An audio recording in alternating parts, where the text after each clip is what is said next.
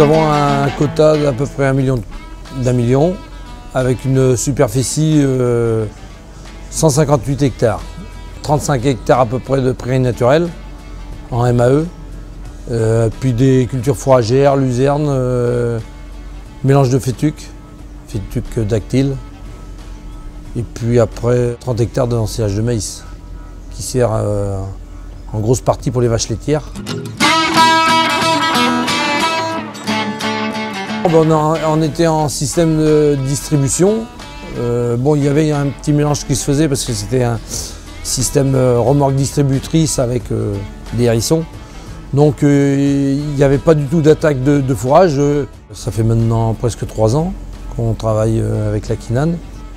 Aujourd'hui, on utilise plus facilement tout ce qui est fibreux.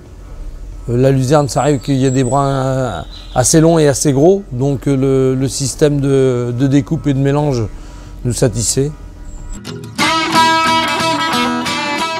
C'est plus facile d'utiliser tous les fourrages et le fait de tout mélanger et d'avoir une grosseur homogène est favorable quand même pour les animaux. On mélange, on essaye d'adapter la ration au mieux pour les animaux. C'est quand même un système beaucoup plus souple et beaucoup plus homogène dans le temps.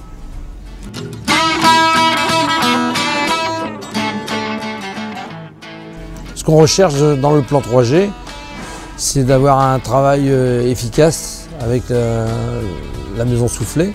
Donc il y a un nutritionniste qui vient faire des rations au quotidien et qui sont adaptés par rapport à ce que produisent les vaches et ce qu'elles consomment. Et donc au quotidien, tout le monde est au courant des résultats, on va dire, chaque semaine, que ce soit Soufflé, moi-même et puis Quinane. Et s'il y a un souci dans le résultat, il y a une communication qui se fait assez rapidement, quoi. Comme j'ai toujours dit, essayer c'est adopter, là ça a été le cas, donc je préconiserais plutôt de partir sur ce système-là.